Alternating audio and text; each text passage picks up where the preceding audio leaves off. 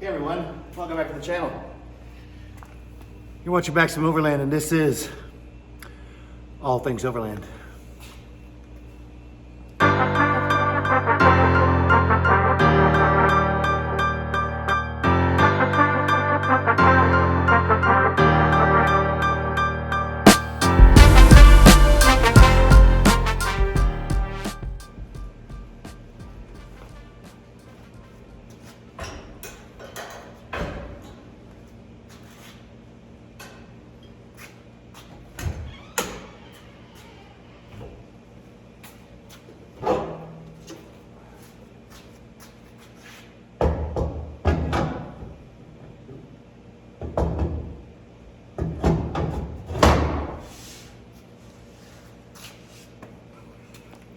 Before we jump into it, if you're new to this channel, do me a favor.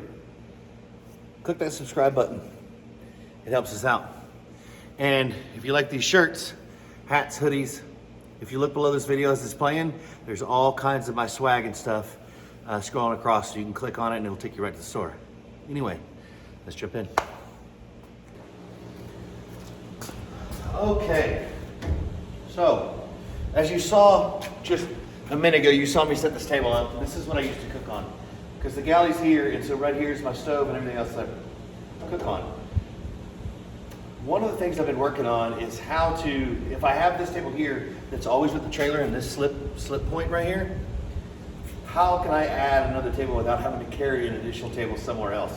Because again, they're not big, but tables are things that we always need and use, but they're kind of big and bulky, and again, I try to keep this thing set up to where I just grab it and go, and I think having a table attachment, that way it's always here, is something what I'm looking for. And I'll show you here in a minute on the board what I want to build. But anyway, this table's set up for cooking.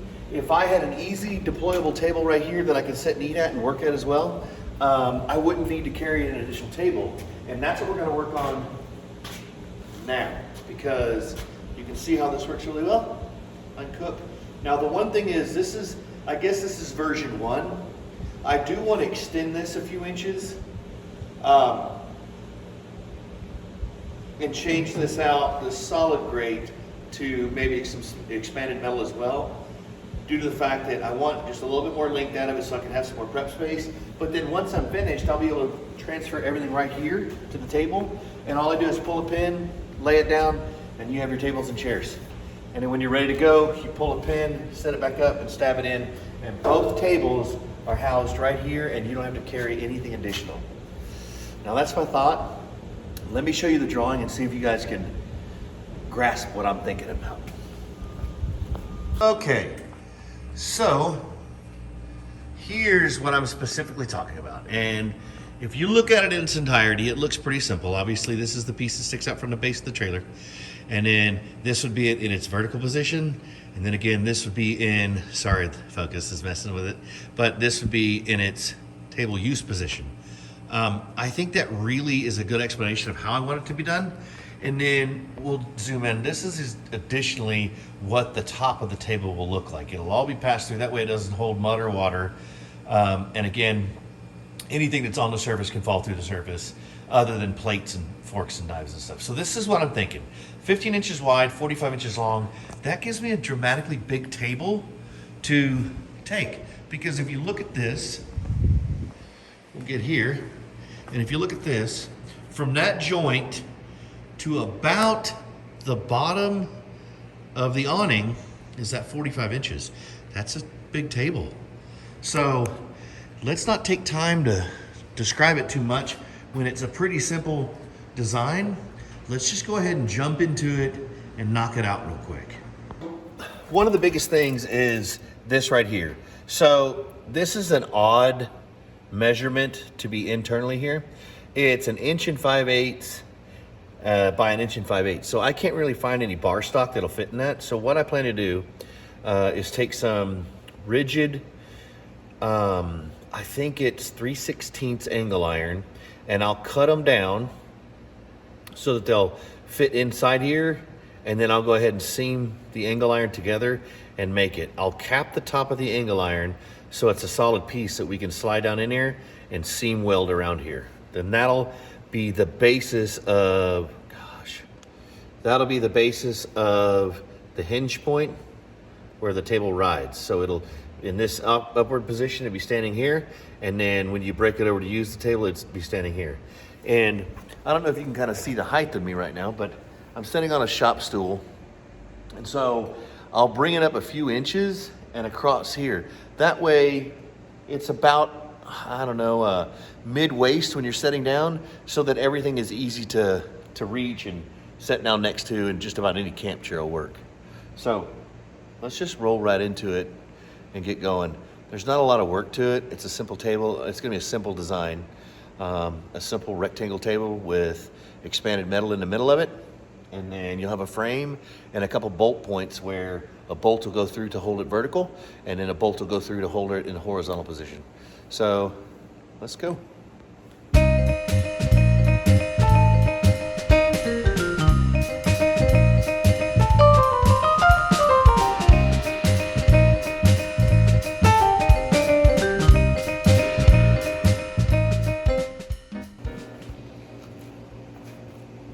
Okay, so you just saw me cut those pieces of stock, right? So if we put these together, you can see that this is going to be larger than our 1 5/8 that we need. But this is essentially what we're going to do. We're going to make this. This will be our riser. This will slip down into the collar here. And then up here is where the bolt will go through to hold it straight up, or when it laterally comes down, where the tab will come down and sit here so that it's propped up, right? So we need to cut these down.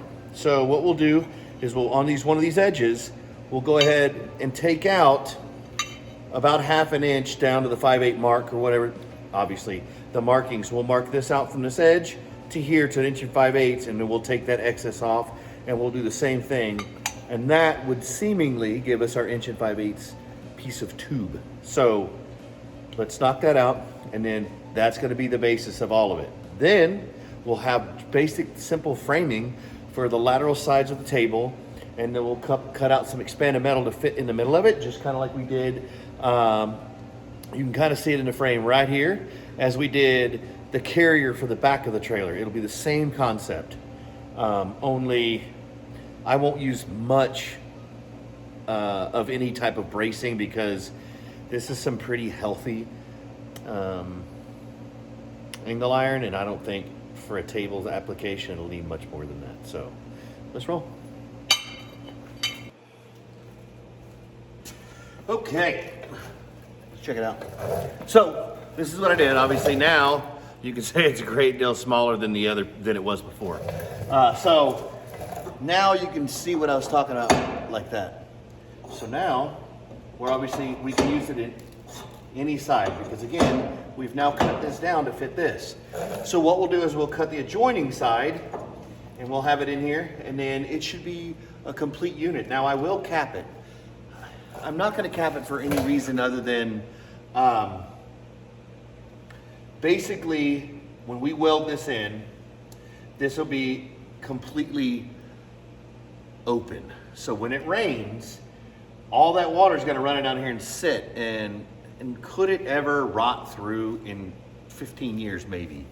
But I want to go ahead and seam it here and then cap it, because I don't know if you guys saw the episode of the Utah series with this trailer, but this entire carrier from the manufacturer, Tiny Camper Company, the entire carrier snapped. And I was going down the road, and this is before I had the table behind it, but the arm and this 31 tire was attached to it, and it broke going down the highway, and it was like a projectile, and I'm just glad I didn't kill somebody. So since then I've spoken to them and told them about the issues, and they've corrected it supposedly, but it will snap here, and it snapped, and I was going down the highway probably at 55, 60 miles an hour. So could that ever happen? Potentially. So I want to go ahead and mitigate any type of issue I can. So once I get the other side cut and I get these slid together, what I'm going to do is I'm going to go ahead and weld them together, and then I'll deburr them, and then I'll slide it down into this bad boy, and then I'll seam it around here, And so this gap will be clean. The only gap that'll be left open will be this one up here. So what I want to do is I want to go ahead and cap that as well. And so that this will be a solid entity and there'll be nothing. Now I will go ahead and drill a small weep hole and hit it with some paint. That way if moisture does condensate inside this tube area here, it'll run out. Because the bottom of this one, for the table, the slip table, I have open. That way it just comes down and lands on this bar and the water never is held in there. And you can see, I mean, there's a little bit of surface rust, but it doesn't hold water, and the metal's in immaculate condition. It's been there for several years now. So let's keep rolling, and hopefully it won't take too long, right guys? Yeah. Okay, look at this. It's still kind of hot. Let me get the glove on. They're trimmed down, and they fit beautifully. So here they are, the two pieces. Now, obviously, if you look at them, they're a hair difference because you have to be able to slip one inside the other to make them join properly. But anyway, there's no such thing as an 1 5/8" bar that I could find. So if you check it out, you can slide them in any way. And this is what I was telling you guys about using scrap and stuff all the time. You don't always have to look for something that's exact. You can make it. So think outside the box. So anyway, look at this, perfect fit.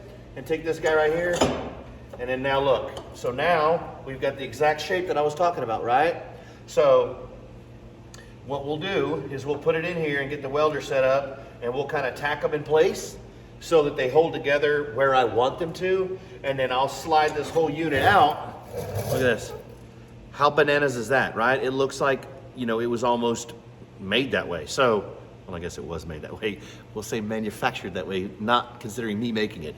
But anyway, we'll take this, we'll go ahead and tack them both, and then I'll put a beveled edge on both sides so that if you look at it, right, so it'll be flush. So if you just seam weld this right here and you grind it down, you're really not gonna have much strength there because you're welding essentially the metal down. So on these edges right here, where it's welded in, what I'll do is I'll sand them down at an angle like this, so there'll be a trough all the way through here, so that when I go in and lay metal in with the welder, I'll fill that angled trough, I'll fill it in, and I'll show you on a document. I'll go ahead and put it on the board over here so you guys can see what I'm talking about. Because if you don't have a void to weld into, when you go ahead and seam weld that thing, let me put it back together, but when you seam weld this so it's flush, because you see it's flush now, it's perfectly flush. So if you just seam weld this and then weld it and then sand it down again where you grind it all down and it looks flush and nice, well, guess what? You essentially left all your metal back on the ground with the shaving disc, because the only thing that would be left was maybe like 1 mil or 2 mil of the actual welded surface. So I'll show you on the board what you need to do to join those surfaces properly and where they will stand a test of time and they'll be incredibly strong. The weld won't break, ever. Let's check that out. So I have you really zoomed in. So here's the two pieces of metal, right? Oh, if I can even get this thing to work.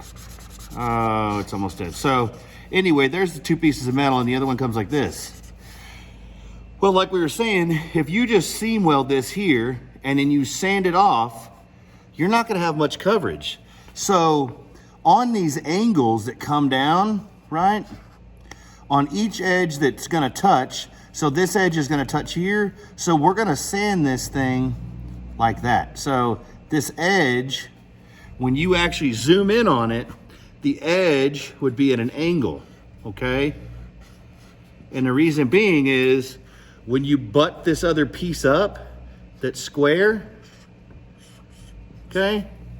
Now, you have this area to fill. So you're gonna fill this in with your welder all the way down that trough, okay? And so when you sand it flush, look what you're sanding off. You're basically sanding off this little eighth right here and leaving all of this weld in here. Okay, does that make sense?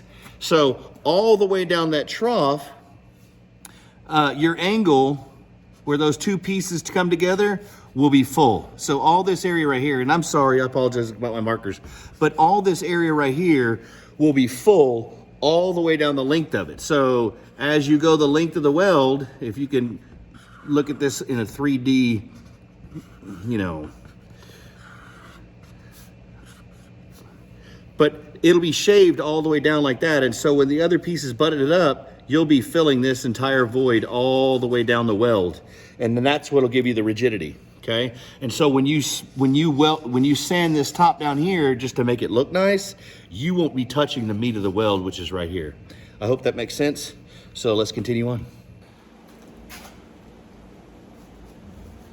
Okay, so what I did is I got a black marker, and for illustration purposes, I wanted to show you. So these are the edges, the black edges are the edges that are gonna actually seam to the other piece. So now, if I show you this, it'll make kind of more sense. Now, do you see this black edge right here? And there's another one right there. So both of those edges will be sanded to 45, and I'll show you that when we put them back together, there's an entire void all the way down this that we can seam together. The same thing with this. Now, people are gonna say, well, it doesn't need to be that strong. No, but I wanna teach you the right way on how to join things versus saying, oh, it doesn't matter how they put it together, and if you sand off most of the weld, it's not gonna matter because it's gonna be holding a table that doesn't weigh X amount of pounds. I don't want that. I want you to know how to do it properly, right? So in all facets, that way, no matter what you're doing, you'll have the skill to do it anywhere else. And so the way that's laid like that, I'll eat that up down there. I'll take it off at an angle, and then I'll be able to weld it. And so let me sand it, and then I'll show you one more time.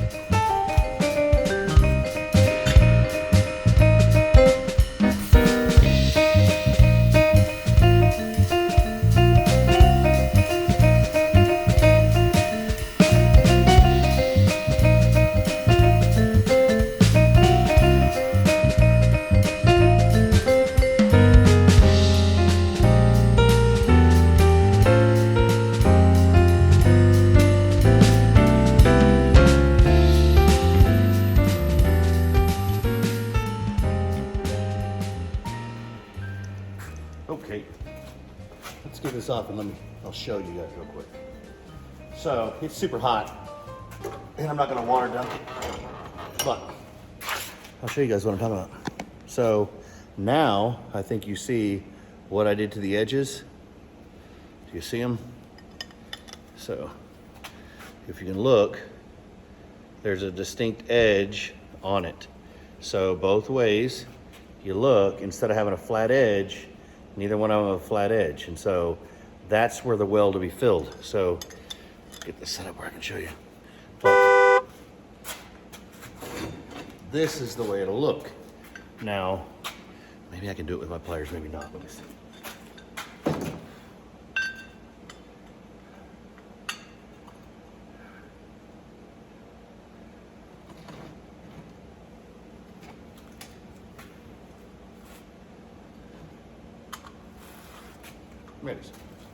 Maybe I can. It'll help me hold.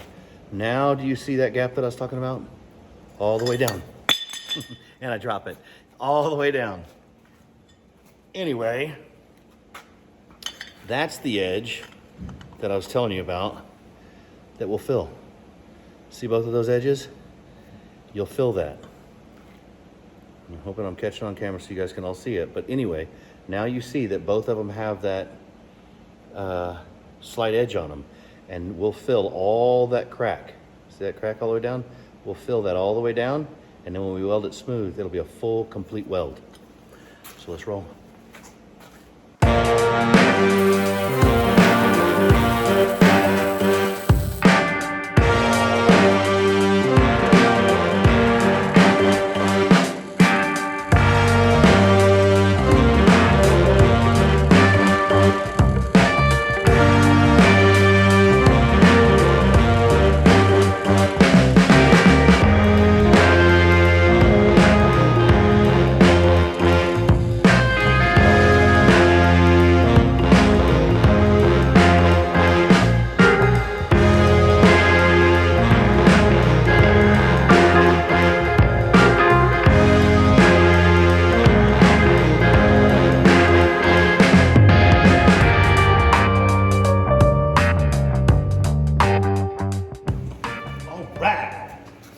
I'm not grabbing this thing with my hands, but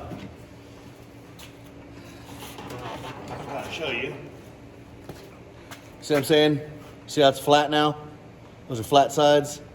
where I welded that seam in there, it's just nice and flat.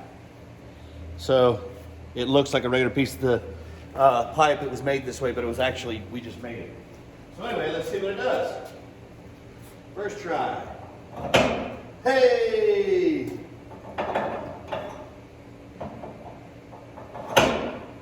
It's nice. That makes it real nice. All right, so let's look at this. I'll show you this real quick so you can see how it all works. So now you see that this cap is a little bit smaller on all sides. Once I get it adjusted properly, we'll get it adjusted properly. But now, and we'll look straight down, but now you can see that there's sides on all sides. That way you're building up that weld on these edges, okay? If it was flush, again, you'd have the same thing as before. You would have two flush edges, and when you ground your weld off, you'd have no weld holding it. Now, does any of this matter because it's not structural and will never hold weight? No, but practice good technique and good standards, and you'll always do it. So let me weld that in. I'll hit it with a little sanding dish real quick, and we can move on to the table. Okay, so I took the liberty to go ahead and start on the table piece. And again, we just have some simple angle iron. This is 2-inch angle iron, and excuse me, 1.5-inch angle iron, and it is 3/16. And so what we did is obviously 45s, and then the adjoining 45, because we want the flat parts up, right? Because the basket, it'll be like this, but it'll be inverted. So the top will be smooth and flush. So we've got that together so far. Now we need the last piece over there to finish the frame that actually bolts to the trailer. So what we'll do is, once we get to that point in that position back there, we've got it cut. What we'll do here is we'll clean up these edges, and we'll go ahead and lay this on the ground, and we'll go ahead and tack all the corners together, and then make sure it's square. If it's square, we'll go ahead and weld it in, and then from then we'll go over there by, well, I know he's orange, but we call him Red Boy. He was a red 04 Chevy when I first got him before we did a frame off restoration. But anyway, over there's a sheet of expanded metal, and we'll go ahead and get that, and we'll lay it in here, and we'll cut out what we need, put it in there, weld it, and then we'll work on attaching it. My thoughts at the end, where the end piece is you'll have 2 tabs that hang off, and those will go down. The bolt from that stud will go through it, so that'll allow the axis to bend like this, right? And then we'll figure out a pin system once we get to that point. So let me keep rocking.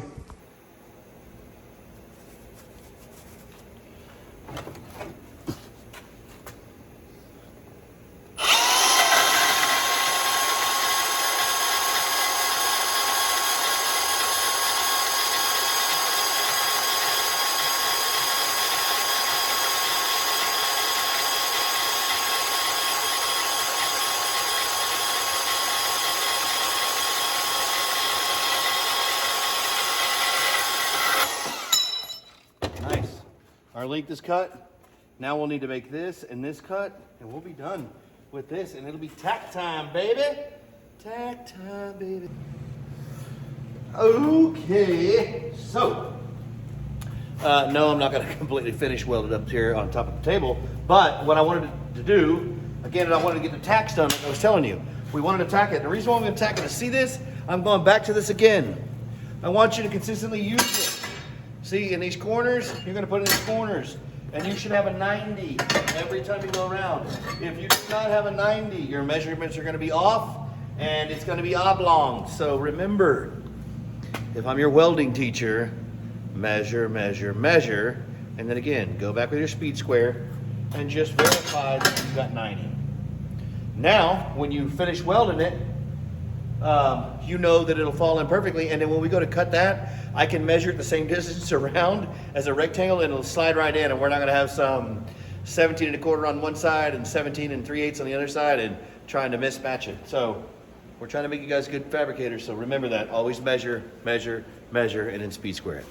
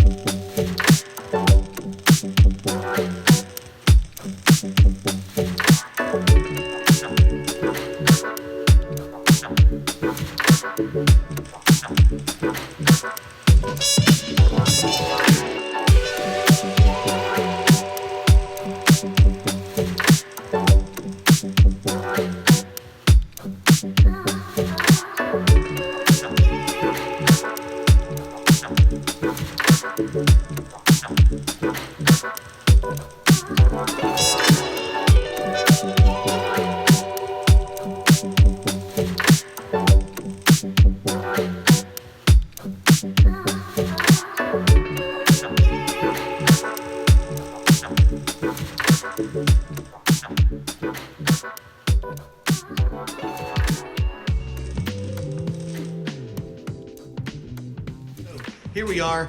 There's the table frame. So now you can see it. So what I was talking about is the expanded metal will go in there and lay down, and then we'll weld the dots all the way around. And that's what'll actually secure it in there. And then this is what I was talking about, consistently using your speed squares. And you can see that I have two because they're that invaluable, right? And so it allows me to do something like that and triangulate it and make sure that you stay square. Because again, if I was to get this wrong, the table would be leaning and all kinds of things. And so you want to mitigate those kind of freewheeling measurements. It's kind of hard to tell, right? Because you don't have anything to base it off of. Or I guess if you had a mock-up table, you could use that, but I don't. And so it'll be coming soon. But so this is why you always want to use things like that and double check your work.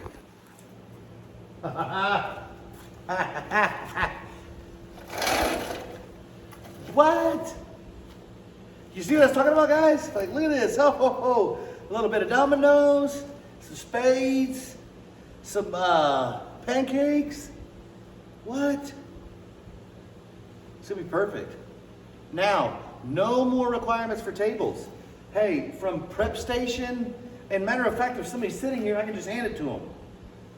That's amazing. And then obviously, we've got the middle to fill in, and then I need to build a cross brace across here, and then a foot that comes back and rests on here. So that's your support. But look at it. When you're done, you fold it up, you're ready to go, you put the pin in it, and that's where it hangs out while you drive down the road. What? And see, the other table goes behind it. Here, I'll show you that. Look at this. Oh my gosh. La la la. La la la. La la la. La la la la la la la la la la la la la la. What?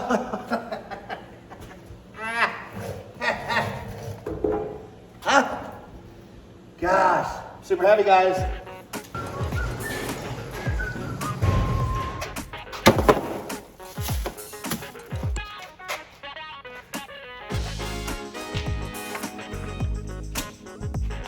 Right. Okay. We had to make a store run. Let's see what we got. We've got what I always use. This is what the paint I always use. It's incredible. It's the good stuff. Also, a couple straps. That's for something else. But I wanted to show you guys how I'm going to lock the table in the up position. This is a chain for the retainer. So this is the clip and pin that I want to use. So obviously the chain will be on it so that when you release it from its position, it'll just hang there, and then when you go to leave again, you set it back up. But anyway, it'll slide through there, and then you'll reach around and clip it like that, and that's what'll hold the table in the vertical position. I'll show you how. Anyway, let's roll. All we've got to do now is a couple things that are pretty simple, right? So this is the locking pin, like I was telling you, and I'm just gonna fix it so when it's not in use, it'll just hang down here, and then when you need it back in use, you can reach back over here and put it in its place to hold the table in its vertical position.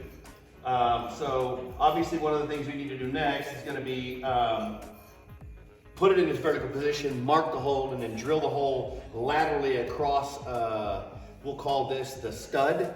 But now that it's setting in its position, it's level, but what I need to do is I need to weld this, and that's one thing that's not keeping it level, is its ability to move. Now it's level right there. So basically what I need to do is go ahead and hook up the leads and weld this stud in its position where it needs to be. But I would rather put the floor of this in first and go ahead and weld the brace in. I'm gonna come across here and put a brace with a leg that'll land right against this pole. And what it'll do is it'll set against this pole where this weld is. And I know you can't see it right there, but where this base is welded, there's about 1/4 of an inch of a lip. So this strap will come across here and the foot will stick down and land right in that strap, and that'll always support the table. The reason why I'm gonna do that is because I don't wanna mess with the leg that comes out here and folds down and you adjust. I guess it's a tailgater or trailgater table is similar to that and fits on the tire. Now it's a good table, but adjusting that leg, you never get it really exactly right. I would rather just get this position where I know it's level and weld something in statically. That way, we know that when this thing comes down and hits that base, that's exactly where it deploys and where it finishes. And then again, it raises up and locks in position, and the only thing you'll have sticking out is somewhat of a little leg that hangs out that's actually the support. So that's what we have next. So let's go ahead and jump into cutting the table out, getting it in place, welding it in, and then working on the strap that we can use to support this. I'm so excited, I'm so excited.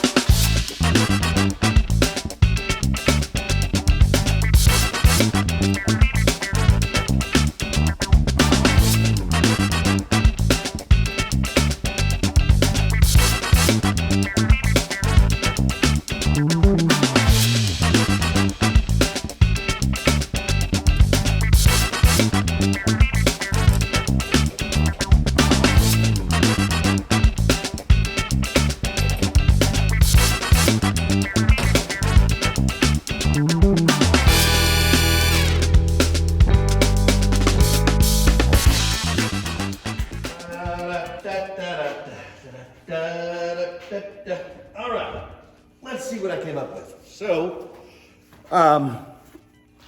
this is what I came up for a lateral brace, okay? And you can see it's got a little kickstand in there to support it from not bending as well. So let's see see how it works. All right, so in the vertical position, it would be like this. That bad boy in. And then when we're ready to deploy camp, we get here and look at that. Oh, are you kidding me? Oh my gosh, guys. Oh, let's look at our work. Let's check our work. We are spot on. And if you don't believe me, I'll show you. See across from me? We're on it. Hey guys. And it's got a support, and the neat thing about the reason why I liked this design is because, again, I was still trying to figure out how to do a leg, a collapsible leg, and then bring it up here and attach it. And the neat thing is we're done. And I don't know what this thing would hold, but it would hold a lot. I gotta move the whole trailer. So anyway, there we are. Oh my God, guys, this is great. So again, use your mind, think outside the box. So now, again, no matter what range it does whatever, that's why I want to change this to expanded metal, because again, so when you're on a trail and driving and all that stuff, doing all those things, that's going to be the condition of it. That's what it's going to look out. And this, you guys may think, oh, that sticks out a little bit. Well, I rounded all the edges and made it a really smooth transition. So you could bump into it, sure, but you would hit this fender well first. You would run into this before you ever ran into that. Man, I can't tell you how excited I am about that. Yep, I really am. Wow, I'm really happy about that. Okay, so now, man, it came out good. I want you guys, so I obviously haven't welded the bottom piece just yet. but you can see it. So here's this, and then this sticks out. So just because you guys will ask, let me get a measuring tape, because I know you guys will ask. So this fender sticks out 14 inches.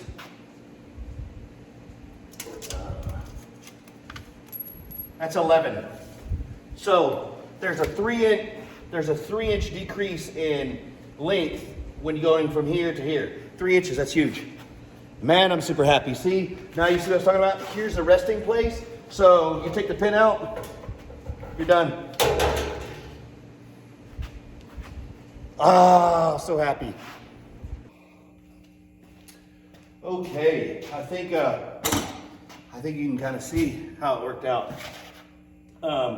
I've always got to paint it. I'm not going to show you guys painting. You guys have seen me paint a million things in some videos. I will show you at the end some of the pictures of it, and obviously a little bit of video when it's complete and black and stuff. But anyway, I think now you kind of understand the conception and where I was coming with it, right? So you can see this table here, and again this table here. So if I'm standing there cooking, easily, if you're in this position, I can hand you some food and you could sit down and you could be eating, or you could be giving it to other people or whatever. So, and then again, you know, if I've got coffee prepared here and we're relaxing here, I can just get it and go right to this table. I mean, it's just, man, this thing checks a lot of boxes for me. So I'm actually, because it came out in this situation, and in this good quality, I don't think that I'll carry another table again.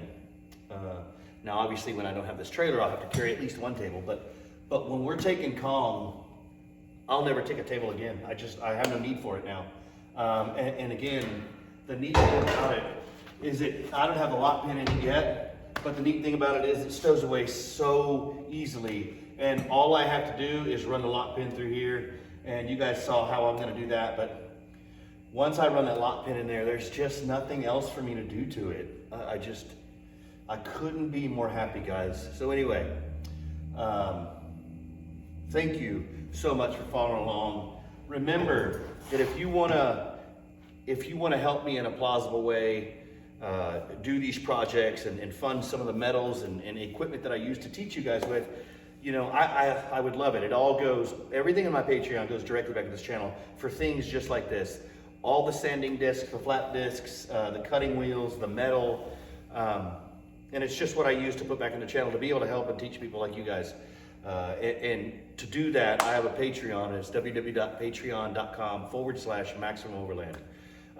And there's several different tiers to choose from, and all the stuff that you guys see on the channel, you get to see it a little earlier than everybody else does, and then obviously you have direct contact with me. So you're able to email the platform and it gets directly a hold of me and I can communicate back and forth with you. Maybe it's on projects. Most of the things I do is assist people in project work. And through that, I just kind of help them work through ideas or however they're trying to accomplish it, or maybe how I would accomplish it myself. So anyway, thanks for watching. Next week, we're gonna have some stress tests on Brock Landers and the new Baja suspension. So you don't wanna miss that, so check that out. And we'll see what we can do with an actual Baja mid-travel setup. And I think we're gonna try to get that thing off the air, or off the ground and in the air. So anyway, thanks again. Always in my heart. Appreciate it. See you next time.